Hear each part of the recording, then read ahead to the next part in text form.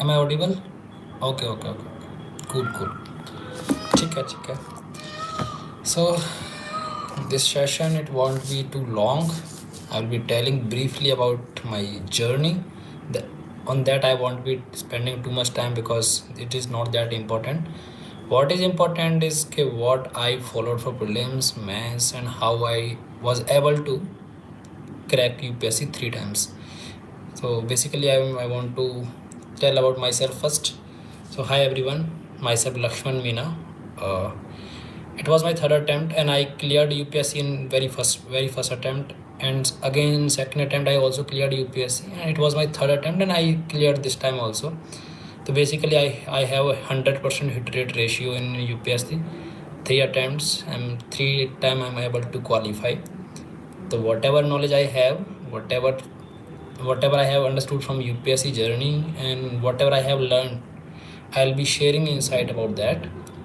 So it will be bilingual session. I'll try to keep it bilingual because most of the audience is from Hindi belt also, but it's not like that. My optional is Hindi literature, so that I will be focusing little about.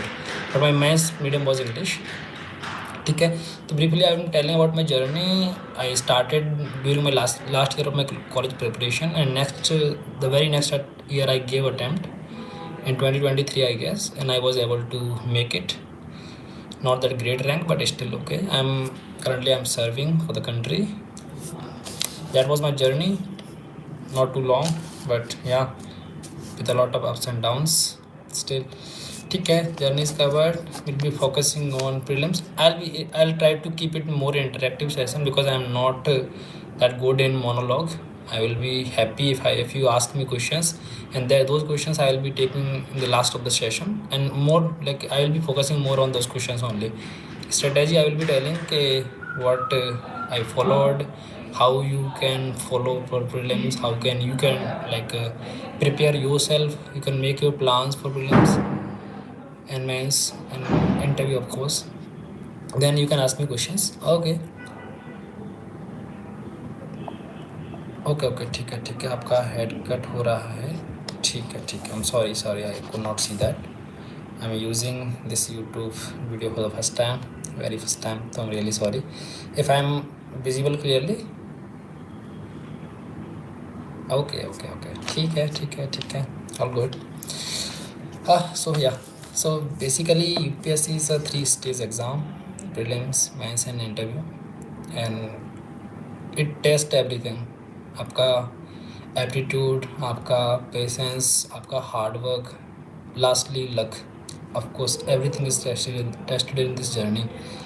तो लंबी भी हो सकती है आपकी, short भी हो सकती है. आप अच्छे से करोगे आप प्रिपरेशन अपनी, तो पूरा आपने जो प्लान टारगेट बनाए थे उसके अकॉर्डिंग करोगे, तो आई एम वेरी श्योर कि आप भी पहले अटेम्प्ट में क्लियर कर पाओगे यूपीएससी को, that I was able to. तो basically prelims, talking about prelims I will talk के एमसीक्यू बेस्ड होता है. आपके सामने क्वेश्चंस होते हैं, आपके सामने आंसर भी होते हैं, आपको चूज़ करना होता है. तो प्रीलिम्स में सी नाउ डेज आफ्टर 2020 प्रीलिम्स का, यूपीएससी का प्रीलिम्स है वो थोड़ा सा डाइसी सा होता जा रहा है कि पता नहीं चलेगा आपको क्वेश्चंस कहाँ से आ रहे हैं. मतलब मेजरली जो अनकन्वेंशनल टॉपिक्स जैसे कि साइंस एंड टेक, इन्वायरमेंट का आपका, तो उसके लिए कोई बेसिक सोर्स भी नहीं है. और जो सब्जेक्ट हैं आप देखोगे, इकोनॉमी, पॉलिटी, उनके आप देखोगे तो एक ट्रेंड है कि कहाँ से आपको क्वेश्चन आ रहे हैं. आपको ठीक से अगर मान लो लक्ष्मीकांत कर लिया है तो you will be able to make the questions of polity. In the same way if you have done economic concept properly then you will be able to do economy. Same way you can talk about geography also. आपको concept की knowledge आपने NCERT अच्छे से की हुई है तो आप वो भी कवर कर पाओगे अच्छे से. तो तो सोर्सेस तो I want be telling because सबका अपना अपना सोर्स होता है. आई होप कि आपने अपना सोर्स चूज़ कर लिया है. अगर नहीं किया है तो आई बी टेलिंग कि आपको एनसीईआरटी से स्टार्ट करना चाहिए. उसके बाद में अगर आप कोचिंग लेने का नहीं सोच रहे हो, बिकॉज मैंने कोचिंग नहीं लिया था, तो मैंने जो किसी कोचिंग के नोट्स फॉलो नहीं किए थे, रादर देन जो स्टैंडर्ड बुक्स हैं वही फॉलो किए थे. तो in prelims prelims the statics is the key, everyone says this. तो of course that is true क्योंकि आप देखोगे तो आपके भले करंट अफेयर्स आप एक बार ना भी करोगे ना, तो आपको 60 to 70% question you will be able to. और आपको बता दूं कि 60-70% ऑफ क्वेश्चन आपने प्रीलिम्स में कर दिए तो you are already in the list. तो don't worry about current affairs, don't bother too much, but it does not make कि आप उसको छोड़ दो। थोड़ा बहुत फोकस कर रखें, लेकिन majorly your focus should be on static part. For that your NCERTs are the base and your standard books say Lakshmikant, the Spectrum, those are the key that will make you confident about the subject. Also that will make sure कि आप questions कर पा रहे हो subject से, that you can follow. अब prelims के लिए ऐसी my strategy, what I have learned from the journey and from my or also from my friends and a lot of people I have seen. Prelims का अगर आपको qualify करना है तो आपको मतलब I have seen people not focusing too much about prelims, but I want to say this very clearly कि आपको prelims में अराउंड 5 महीने देने पड़ेंगे। अगर आपने प्रीलिम्स एक बार भी नहीं निकाला है तो आपको 5 महीने प्रॉपर देने पड़ेंगे प्रीलिम्स को। लोग 2-3 महीने देते हैं, सोचते निकल जाएगा, but I am sharing this, आपका मई में पेपर होता है, you should start preparing for prelims from January. See the problem is कि अगर आप प्रीलिम्स निकालोगे नहीं तो आप मेंस लिख नहीं पाओगे, भले ही आपकी कितनी बढ़िया प्रिपरेशन हो। अंडरस्टैंड? तो आपको 5 महीने मिनिमम देने हैं, और 5 महीने बाद रिगरसली मेहनत करोगे, आई am very sure about it कि आपको प्रीलिम्स हो जाएगा, अनटिल अनलेस आपका लक बहुत ज़्यादा ख़राब ना हो। आप ठीक से प्रैक्टिस करोगे, ठीक से रिवाइज करोगे। So for revision I always say for prelims के at least 4 to 5 times revision you have to do, that you have to make sure. I'm talking about the static part. Current affairs you can like learn 1 or 2 times, 2 times maximum if you have lot of time, and 3 times, but static you have to go through 4 to 5 times. And again PYQs are the base, वो आपको करने ही करने हैं, बहुत अच्छे से PYQs करने हैं, क्योंकि आपके क्वेश्चन जो बनेंगे वो PYQs से कहीं ना कहीं रिपीट होंगे, आपसे उनका वो फॉलो अप पूछेंगे। तो आपको PYQs revision, those you have to do it very properly. Talking about the mocks, you can give mocks but not too much, but around like properly I'm saying 15 to 20 you have to give minimum. These are minimum, इतना तो आपको करना ही पड़ेगा because उससे आपकी practice आती है। And secondly most underdog of prelims is CSAT. People does not give a lot of care about prelim CSAT, और अल्टीमेटली होता है कि CSAT आपका निकलता नहीं है। That happened in 2023. It was a so tough paper कि lot of IITians so called from good colleges, very good colleges, very good universities, they were not able to even crack the math questions, reasoning questions that are basics. तो you have to very make sure from the day when you are starting your prelims preparation, मान लो आपने जनवरी में start किया, तो you have to study properly for CSAT. I am saying this, वो एक अलग से पेपर है तो आपको उसको ड्यू रिस्पेक्ट देनी पड़ेगी. That is why I always से कि आपको प्रीलिम्स में जो CSAT है उस पर आपको per day 1 to 1.5 our spend करना ही करना है. People usually does not do that. से आपको GS निकालना इंपॉर्टेंट नहीं, आपको प्रीलिम्स निकालना इंपॉर्टेंट है. उसके लिए आपको CSAT निकालना ही पड़ेगा. और व्हाट इफ़ के अगली साल जैसे 2026 में इतना टफ पेपर आ जाए कि आपको हुआ नहीं, आपने भले प्रैक्टिस की है लेकिन इतनी इस लेवल की नहीं की कि आप निकाल पाओ. Seriously I am saying this, you have to be very sure about it. 2026 का पेपर आ रहा है, अभी कुछ टाइम बचा. अगर आपने CSAT नहीं पढ़ा है तो प्लीज़ पढ़ लें. और आई विल से अब तक अगर आपने बिल्कुल नहीं पढ़ा था, अब तो आपको 2-3 घंटे देने चाहिए प्रीलिम्स को CSAT के लिए. रेस्ट आप GS पर फोकस कर सकते हैं, मॉक लगा सकते हैं. और हाँ, CSAT के मॉक लगाना ना भूलें, बिल्कुल ना भूलें, वो बहुत इंपॉर्टेंट है. उससे आपका कितने टाइम आप कितने क्वेश्चन अटैम्प्ट कर पा रहे हैं, दैट इज़ रियली इंपॉर्टेंट. मतलब आपने 40 क्वेश्चन किए, 50 क्वेश्चन किए, आपकी एक्यूरेसी क्या है वो आपको अलग, आपका अलग है. जैसे मैं करता था कि मैं उसमें 60 क्वेश्चन करने हैं CSAT में, क्योंकि मेरी एक्यूरेसी है. मैं 60 क्वेश्चन करता था तो मेरी 50+ क्वेश्चन से हो जाते थे, तो मेरा स्कोर 100+ ईजीली चला जाता था. That you have to identify for your self. अगर मान लो आपको 50 क्वेश्चन अटैम्प्ट करने हैं या 45 करने हैं, आई वुड से कि 45 से नीचे तो मत जाना. इतनी एक्यूरेसी हमको लगता है, लेकिन कभी कभी गड़बड़ हो जाती है, स्पेशली कॉम्प्रहेंशन पार्ट में. तो CSAT इज़ कि you have to do that properly. For GS I have already told you कि 4-5 रिवीजन आपने जो सोर्स आपने सेलेक्ट किए हैं, 4-5 रिवीजन मिनिमम. 15 से 20 mock test, P Y is very properly. इतना आपको करना ही पड़ेगा। I am very sure about it कि आप निकाल लोगे, क्योंकि मैंने 3 बार निकाला है और I have not taken any coaching, I have not taken any test series about prelims, so no need to go for test series and anything, just do it properly what I have said. 4 से 5 महीने आपको देने पड़ेंगे। Starting आपका prelims अब तक नहीं निकला है, तो अगर आप पहले ही बार अटैम्प्ट अपियर हो रहे हैं तो 2 तो आपको देना ही पड़ेगा। आप पहले भी अपियर हो चुके हैं लेकिन आपने प्रीलिम्स नहीं निकाला, तब भी आपको 5 महीने देना चाहिए बोर्ड से, बिकॉज अगर प्रीलिम्स नहीं निकाल पाए तो आप मैथ्स लिख नहीं पाओगे, भले आपकी कितनी किस लेवल की प्रिपरेशन हो। ओके, देन रेस्ट आप प्रीलिम्स के डाउट में आपके डाउट सेशन में ले लूँगा। Talking about mains, see mains prelims is something that makes you enter in the door real competition, but mains is the key. Mains आपका बहुत स्ट्रॉन्ग है तो मतलब आप IAS हो। अगर मेंस में आपने लेस है, आपने 820 830 स्कोर कर दिया तो आपको IAS बनने से कोई रोक नहीं रहा है।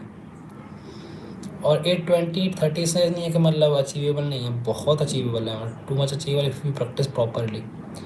और mains is all about practice. Prelims में हो सकता है आपको थोड़ा बहुत मतलब आपको किसी मेंस और प्रीलिम्स में थोड़ा सा डिफरेंस ये है कि मेंस में आपको थोड़ा वर्टिकल नॉलेज चाहिए, थोड़ा डेप्थ की नॉलेज चाहिए, थोड़ा सा आपको अंडरस्टैंडिंग होनी चाहिए। लेकिन प्रीलिम्स में आपको थोड़ा सा उतना diverse knowledge, vertical knowledge, horizontal knowledge battery से, तो वो चाहिए, इतना डिफरेंस है। तो मेंस में आपको वो वर्टिकल नॉलेज कैसे आएगी? आपको जितना आप प्रैक्टिस करोगे, जितना आप आंसर राइटिंग की प्रैक्टिस करोगे। Mains is all about answer writing my friend. If you write answers properly, you have practiced answer properly, if you write daily 2 answers, then no one is going to stop you from making into mains and making into the final that secret list. तो mains seriously I'm saying this, it is really important. I'm sorry आप comment कर रहे हैं, I'll take that comments, I'll take your doubts properly, but after the session I'll try to keep that interactive. I'm also want to listen from you guys, I'm here for you only.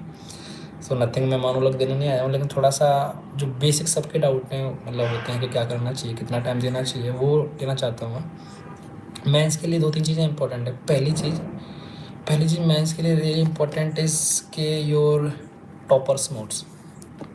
C toppers notes, why toppers notes? Because आप जो notes बनाने वाले हो, हाँ पहली चीज़ आप ध्यान रखना, आप मेंस के लिए आपके पास हर सब्जेक्ट के नोट्स होने चाहिए, दैट आर रियली इंपॉर्टेंट। आपके पास जब मैथ्स में आप बैठने जा रहे हो ना, उस टाइम पे आपके पास खुद के हैंडी नोट्स होने चाहिए। आपके पास भले किसी भी कोचिंग का या आपके दोस्त का या किसी टॉपर का कितना बढ़िया नोट्स हो, बट इट्स नॉट लाइक मैं वो नोट्स कितने ख़राब हैं, पर आपके पास खुद के नोट्स होने चाहिए। मतलब आपको इंश्योर करना है कि आपके पास भले कितना बढ़िया नोट्स है, लेकिन आपने उसका खुद का बना लिया, उसमें से आपको कुछ अपना खुद का वैल्यू एडिशन कर लिया है, खुद के हिसाब से। खुद आप किस लैंग्वेज से प्रिपेयर करते हैं, कुछ लोगों को पॉइंट्स में समझ में आ जाता है, कुछ लोग थोड़ा बड़ा लिख के आप पसंद करते हैं। जो आपका खुद का एक कैलिबर होता है, उसके अकॉर्डिंग आपको नोट्स बनाने हैं, दैट इज़ रियली इंपॉर्टेंट। तो खुद के नोट्स बनाना बहुत इंपॉर्टेंट है मेंस के लिए। उससे आपका रिवीजन भी सॉर्टेड हो जाता है। जितना आपका रिवीजन है, उसके अलावा आप वैल्यूएशन कहीं भी कर सकते हैं। अपने नोट्स में आपको पता होता है कि मेरे नोट्स में कहाँ पे क्या लिखा हुआ है। थर्डली, आपने जब खुद के नोट्स बनाए वो थोड़ा मेहनत करके बनाया, आपने इधर उधर से छाना भी नहीं करी है। That is making you more knowledgeable, because you are looking for different sources. See, if I want to make notes on parliamentary committees, then I will not just go for one source. I will also check on Google के और एक point क्या add कर सकता हूँ इसमें। That is, अब भले आप पॉइंट वहाँ से एक ही ऐड कर लो, लेकिन आपने वहाँ से चार पॉइंट पढ़े हैं, तो आपको सब कॉन्शियस माइंड कहीं ना कहीं चले गए हैं आपके, तो आपका नॉलेज बेस है वो बहुत बढ़ जाता है आपको सेल्फ नोट बनाने से। That you have to do.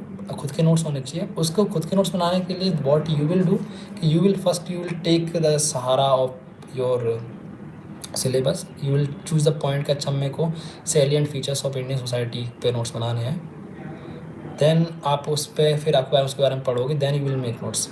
तो firstly the syllabus is really important that you, मतलब आपको टू द पॉइंट सिलेबस के अकॉर्डिंग जितने सिलेबस में पॉइंट्स मैंसन है वही नोट्स बनाने हैं। बहुत चीज़ें फालतू की इधर उधर से नहीं लेनी है, वरना आप बहुत बल्कि हो जाएंगे। There is no end to that.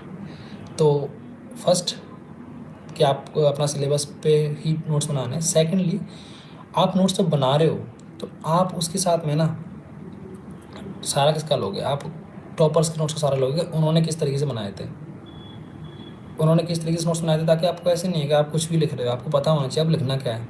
आपने चलो वहाँ से सिलेबस से टॉपिक तो उठा लिया, but you have to know कि आपने लिखना क्या है। तो that you will select from the अच्छा टॉपर्स ने ऐसे नोट्स बनाए तो ये चीज़ लिखनी होती है। वो आप टॉपर्स के नोट्स का सहारा लोगे, आप किसी का भी रेफर कर सकते हो। I will not recommend anything. Thirdly, toppers के नोट्स के साथ में आपके लिए इंपॉर्टेंट है आपकी PYQs। आपने जैसी टॉपिक देखा, आप देखोगे इसमें क्वेश्चंस क्या आए हुए हैं, आप ट्रेंड देखोगे कि वही क्वेश्चंस हैं जो रिपीट हो रहे हैं, वही क्वेश्चंस हैं रिपीट हो रहे हैं।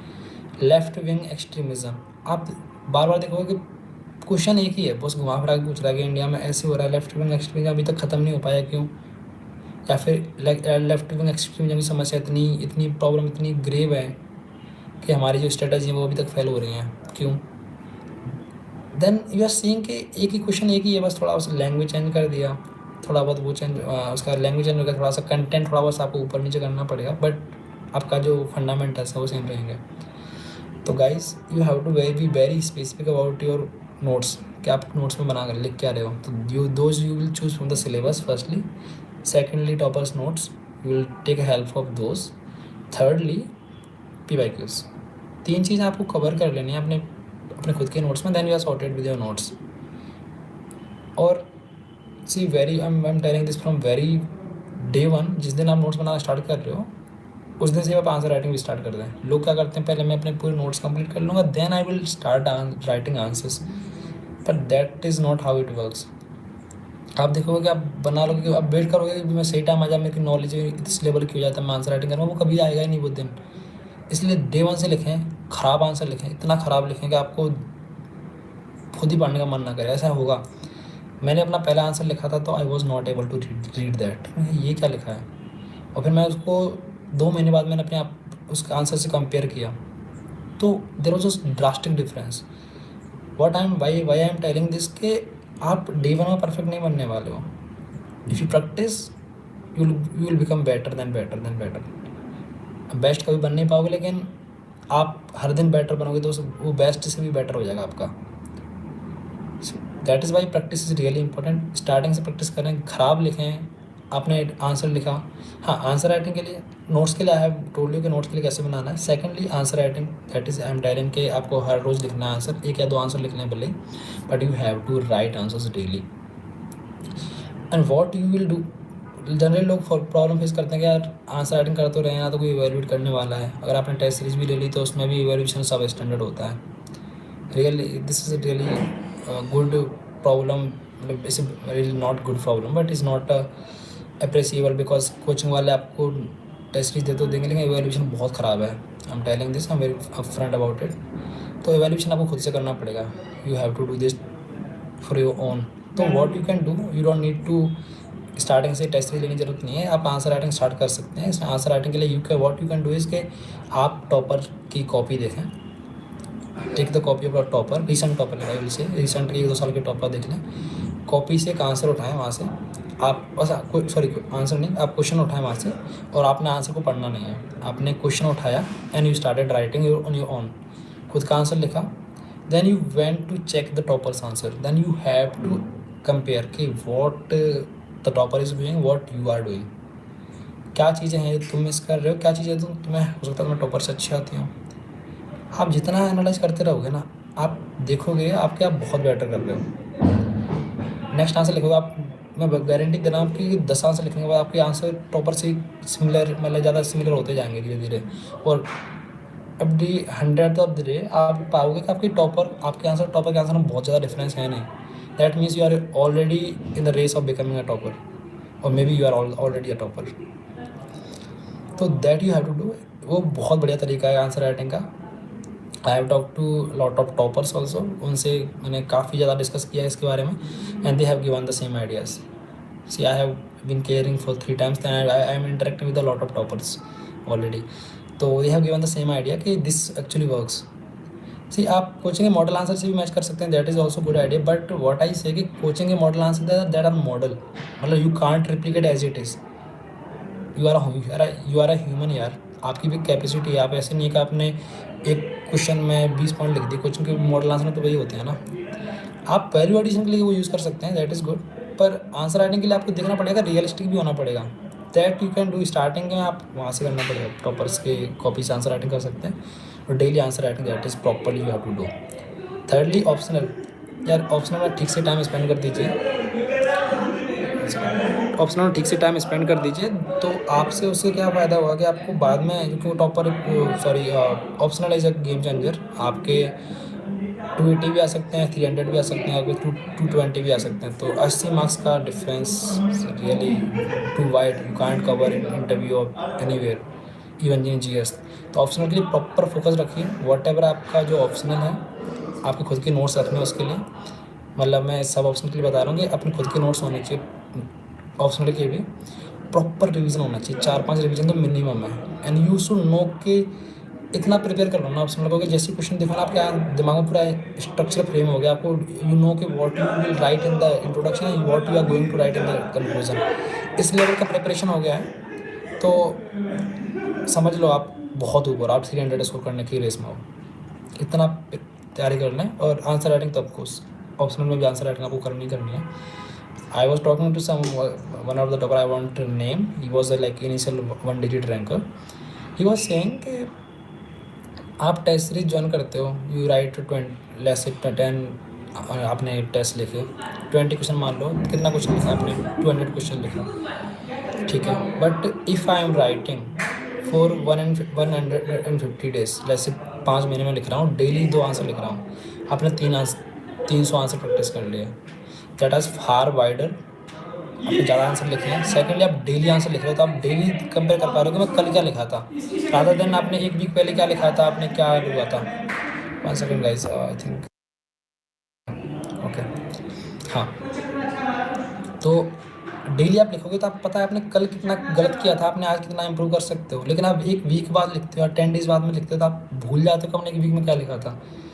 तो कंपैरिजन नहीं हो पाते। तो एक आपने नंबर ऑफ आंसर भी कम लिख रहे हो, दैट इज़ मेकिंग डिफरेंस। आप डेली इंप्रूव कर रहे हो या फिर आप इंप्रूव कर नहीं पा रहे हो, अपने जैसे कल लिखा था वो भी आज लिख दिया, दैट इज़ रियली इंपॉर्टेंट। तो daily answer writing I would say is more like good idea than writing on weekly और 10 डेज। तो आंसर राइटिंग प्रॉपर रखें, ऑप्शनल का भी प्रॉपर फोकस रखें। These are for mains. Notes तो obviously आपके पास होना चाहिए। Value addition people talk about कि आपके पास, see I am saying this, कि आपके पास डे 1 में आपके आंसर परफेक्ट नहीं बनेंगे, आपके नोट्स भी परफेक्ट नहीं बनेंगे। तो आपको जब भी आप नोट्स बना रहे हैं, तो आप मेक श्योर कि आपको ये ट्रस्ट कर रहे हैं कि मेरे नोट्स परफेक्ट नहीं हैं। उसके लिए आप से 2/3 पेज में आपके नोट्स बनाएं, 1/3 पेज आप खाली रखें। क्योंकि आप कितने ही परफेक्ट नोट्स बना लें, there will be always scope जहाँ पे आपको उसको में अच्छी चीज़ें मिल जाएंगी, उसके बारे में आप दूसरे दिन पढ़ोगे, 10 दिन बाद में भी आप देखोगे जो अच्छी चीज़ मिलेगी, आप उसमें नोट कर सकते हैं, ताकि आपके नोट्स भी बढ़िया बढ़िया लगें देखने में भी। आपके पास वैल्यू एडिशन का उसमें स्कोप रहे, डेटा ऐड कर दिया, फैक्ट ऐड कर दिया, कुछ एग्जाम्पल ऐड कर दिया, वो आप स्पेस रखें हमेशा आप जब भी नोट्स बना रहे हो। That is really important. ठीक, talking about interview, I won't say too much about interview. People say कि कैसी पर्सनैलिटी चाहिए। यार आपने यूपीएससी का प्रीलिम्स और मेंस निकाल दिया ना, आपको ऑलरेडी आपकी वो पर्सनैलिटी है कि आप इंटरव्यू के लायक हो। स्कोरिंग का मतलब कभी कभी लोगों का इंटरेक्ट इतना कुछ फियर रहता है कि मैं बोल नहीं पाता। यार वो आप प्रैक्टिस करोगे, थोड़ा मौका दोगे, तो उसमें आपका वो चीज़ें, वो फियर भी दूर हो जाएगा। And interview is not about knowledge obviously, लेकिन नॉलेज गिव्स यू कॉन्फिडेंस। अगर आपने मेंस और प्रीलिम्स अच्छे से कर रखा है तो आपको वहाँ पे बहुत कॉन्फिडेंट फील करोगे। और इंटरव्यू में there is nothing to talk about. आप एक बार मेंस निकालिए, then you will be feeling के यार मैं हूँ उस लायक। तो अभी से कुछ अलग से करने की ज़रूरत नहीं है। मैं खुद ही बहुत ही रूरल बैकग्राउंड से हूँ, मुझे कुछ नहीं आता था, मुझे इंटरव्यू से बहुत डर लगता था। लेकिन when I went for interview, I scored really well, I scored 190, तो that was really good score at that point of time I cleared. तो it does not make difference कि आप कैसा बैकग्राउंड रहा है आपका, आपके पास स्टार्टिंग में आपने इतना वो है कि नहीं। आपने अगर अच्छे से सब कुछ कर रखा है, अपना पूरा फॉलोअप अच्छा से कर रखा है प्रीलिम्स में, आपको नॉलेज अच्छी खासी है, then you are already good for your interview. तो don't bother about interview, first bother about your prelims and mains. That will make you hero and zero, that can make you whatever you want to become. Okay, so that's all from my side, and monologue is over. I'm really sorry for this longer, but I'll try to take your comments or your doubts, please. I'm opening the chats. Yes, please ask me doubts if you have any. Am I audible? Hello.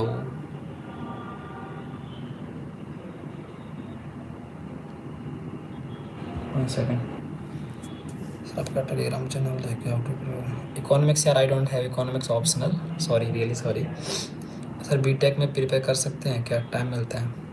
यार I would really recommend कि आप जब भी जो भी आप कर रहे हो, आपका जो बैकग्राउंड है, आप ग्रेजुएशन कर रहे हो तो प्रॉपरली कर लें। लास्ट ईयर में आप स्टार्ट कर सकते हैं धीरे धीरे, रादर देन आप D1 में बीटेक में फर्स्ट ईयर आप उस टाइम पे प्रिपरेशन कर रहे हो। उससे ना आपकी पर्सनैलिटी भी डेवलप नहीं हो पाएगी, आपका जो बैकग्राउंड है जो अच्छा होना चाहिए वो भी ठीक से डेवलप नहीं हो पाएगा। मैंने खुद का अपना कॉलेज बहुत इन्जॉय किया है, मैं आई वुड से कि अच्छे से इन्जॉय करो।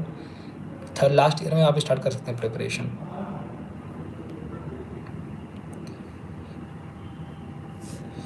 ठीक है, आपका ऑप्शन क्या है? मेरा हिंदी लिटरेचर था, but my medium was English. Okay, I am from very normal background, it's okay, I am also from very normal background, very very normal background. Resources, यार रिसोर्सेज आई वुड से कि NCERT follow कर दीजिए, कर लीजिए। और NCERTs में आई am very specific about, but people generally don't say about it. पर एनसीईआरटीज में आपको सारी एनसीईआरटीज पढ़ने की ज़रूरत नहीं है। ज्योग्राफी के लिए आपको सारी एनसीईआरटीज पढ़नी है, और चाहो तो आप अवॉइड कर सकते हो 6 to 9, rather than 9 to 12 geography के एनसीईआरटीज पढ़ लीजिए। हिस्ट्री के लिए आपको 11th क्लास की आती है, एक तो एंशिएंट इंडिया की आती है RS शर्मा, मेडिवल इंडिया की आती है सतीश चंद्र, वो पढ़ लीजिए, दैट इज़ इनफ। मॉडर्न के लिए आपको स्पेक्ट्रम पढ़ लेनी है, काफ़ी है। When we talk about economics, तो 11th क्लास की इंडियन इकोनॉमी है वो पढ़ लीजिए, और 12th की मैक्रो इकोनॉमी है वो पढ़ लीजिए, दैट्स इट। एंड रेस्ट मतलब आई डोंट फील कि आपको इतनी नीड पड़ेगी इनकी, क्योंकि आपको मतलब दैट मैंने सारी पढ़ी हैं बेसिकली, पर मुझे लगा नहीं उनका इतना आउटपुट है। रादर देन आप फिर सीधा मतलब ऐसे पॉलिटिकली आपको कुछ पढ़ने की ज़रूरत नहीं, आप लक्ष्मीकांत पढ़ोगे तो समझ में आ जाएगा, और 2-3 बार रिवीजन करोगे तो आपको कुछ और पढ़ने की ज़रूरत है नहीं वैसे। तो ज़्यादा सोर्सेज में पढ़ाइए, उसमें कम करोगे तब भी काम चल जाता है। मतलब मेरा तो ये पर्सनल एक्सपीरियंस, मैंने सारा पढ़ा हुआ है। लक्ष्मीकांत रीडिंग में टाइम लग रहा है 1+ मंथ, स्टार्टिंग में एक महीने लग रहा है, तो कोई दिक्कत नहीं है, आपको अंडरस्टैंडिंग बनानी है उस चीज़ की, सो के टोटली ओके। पर मेक श्योर कि हर बार रिवीजन में आपका टाइम कम हो रहा है। सर जी मेरा रिलेशनशिप, यार पर्सनल डाउट मत डिस्कस करो please. Sir tell me about mains, कितना लिखना होता है ये क्वेश्चन? यार 150 words for 10 marker, 250 words for 15 marker, basically 2 page और 3 पेज। स्टार्टिंग में जब भी आप आंसर राइटिंग कर रहे हैं तो आप पहले स्टार्टिंग में टाइमर लगा के ना लिखें। स्टार्टिंग के 10-20 दिन आप बिना टाइमर के आपको जितना आता है वो लिखने की ट्राई करें, then you can start focusing on your time. और स्टार्टिंग के पहले दिन ही आप 7 मिनट में आंसर तो लिखने वाले हो नहीं, I am sure about it. 12 minute में लिखोगे पर इट्स टोटली ओके। अगर आप 15 मिनट में भी लिख रहे हो तो टोटली ओके, वो धीरे धीरे कम होगा। जितना आपका रिविजन स्ट्रॉन्ग रहेगा, आपको पॉइंट्स पूछने में मेहनत करनी नहीं पड़ेगी। इसका मतलब आपका रिविजन अच्छा है और आपका टाइम ग्रेजुअली रिड्यूस हो जाएगा। I am very sure the day you will go to exam you will be able to write answer in 7 minutes if you practice properly. Okay, कितना वर्ड्स तो बता दिया है। कौन कौन से एनसीईआरटीज इंपॉर्टेंट हैं मैंने बता दिया ऑलरेडी। प्रिपरेशन के लिए कौन सा मीडियम बेस्ट है? यार कोई बेस्ट मीडियम नहीं है, सारे बढ़िया हैं। आपका जिस मीडियम में आप कंफर्टेबल हो, मीडियम चूज करने में 2 चीज़ें ध्यान रखो, जिसमें आप कंफर्टेबल हो, सेकेंडली आपके पास रिसोर्सेज अवेलेबल है उस मीडियम में। अब मुझे ऐसे मान लो आप मुझसे पूछोगे असमीज़ मीडियम में कर लूँ क्या preparation, I seriously don't know कि उसमें कितने रिसोर्सेज अवेलेबल हैं, मैं बता भी नहीं पाऊँगा उसमें कुछ। तो रिसोर्सेज भी देखना बहुत इंपॉर्टेंट है, रियलिस्टिक होना बहुत ज़रूरी है। रिसोर्सेज अवेलेबल है तो you can prepare obviously. Online prepare किया था या ऑफलाइन क्लासेस ली थी? यार मैंने कोई क्लासेस नहीं ली, रियली सॉरी, मैंने खुद से सेल्फ किया था studies, and I told you in the starting also.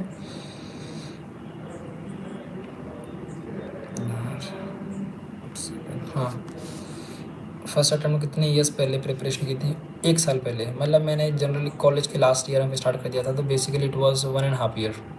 1.5 year में मेरा प्रीलिम्स हो गया था प्रिपरेशन के।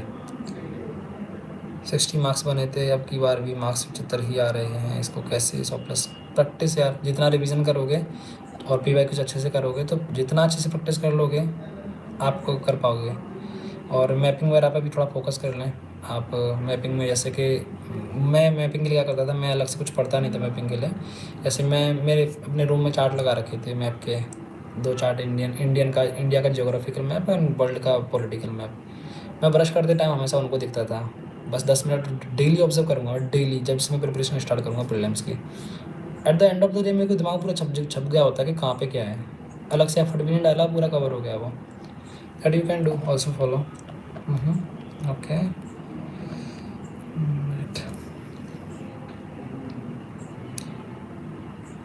क्या प्रॉब्लम थी कि मैथ्स नहीं हो पाया? किसका मैथ्स यार? I don't know. आपका टेलीग्राम चैनल है क्या? Yes I have Telegram channel, you can if you want to. It's Hindi verse. Maths के एक पेपर में कितने क्वेश्चन आते हैं और कितने अटैम्प्ट करने होते हैं? यार मैथ्स के एक क्वेश्चन में आप देख लीजिए एक बार, 20 क्वेश्चन आते हैं, आपको सारे अटैम्प्ट करने होते हैं विद इन द टाइम। आपको करना ही इंपॉर्टेंट है, मतलब करना ज़रूरी है।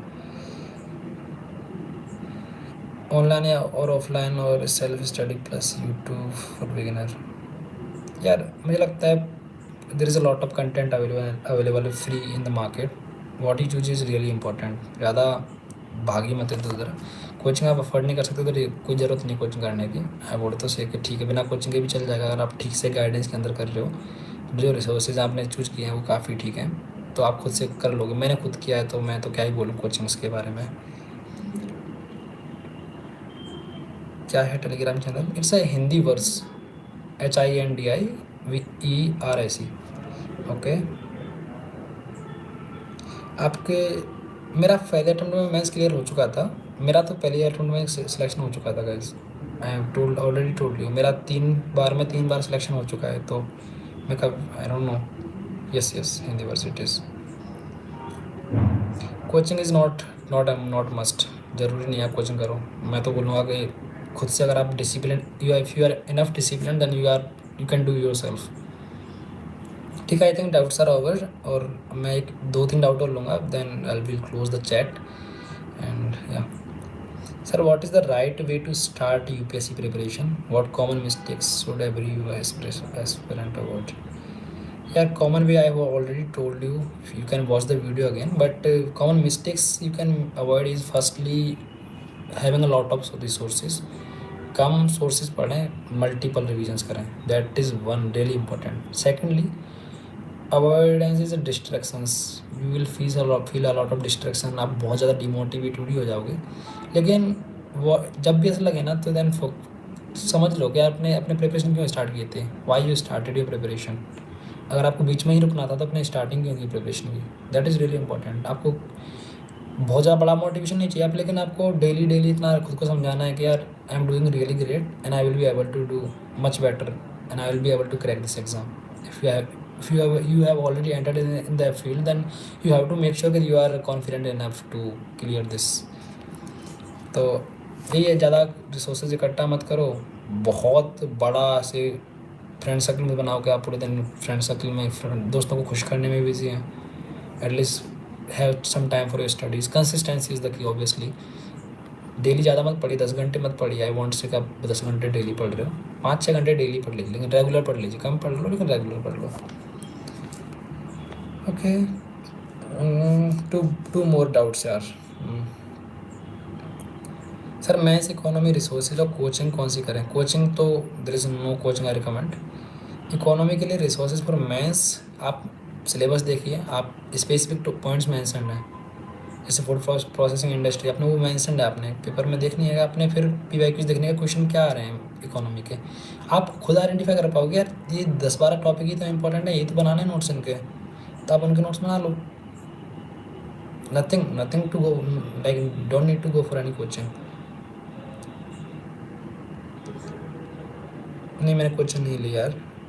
इंटरव्यू एक्सपीरियंस यार, it was good for me. 3 बार इंटरव्यू दिया, it was every time it was different but good also, तो अच्छा था। CSAT ऑलरेडी बता दिया यार, आप वापस से वीडियो देख लें। Standard books are enough obviously, आप उनको अच्छे से कर लिया तो दोज आर इनफ। थोड़ा सा वैल्यूएशन चाहिए होता है प्रीलिम्स के लिए। वैल्यूएशन का थोड़ा सा करंट अफेयर्स देख लीजिए, थोड़ा सा मैपिंग कर लीजिए, प्रैक्टिस कर लीजिए, that will make you hero. हाँ, tips regarding interview, my friend, just clear mains, first clear mains, you will not need any tips. You will, जब आपने मेंस निकाल लिया ना तो आप ऑलरेडी उसमें इंटरव्यू काबिल हो. There is no tips. बस इतना है कि आधे एक घंटे आपको टाइम मिल रहा है, उस टाइम पे अपनी हॉबी, जो भी आपकी हॉबी उस पर फोकस कर लेना, थोड़ा बहुत वो करना है. आपको वो फ्रेश भी रखेगा और आपको अच्छा भी लगेगा. And that will help you grow personality wise. Okay okay, चलो, I think it's done. Good to interact with a lot of people. It was really nice, and thank you UPSC time for providing me this opportunity. I really wanted to interact because I don't have any YouTube channel. I don't want to make, but I really wanted to interact. I really wanted people to know like how they can, if I can help someone. Yeah, it was really great experience. Thank you so much guys for joining. Okay, see you. Bye bye.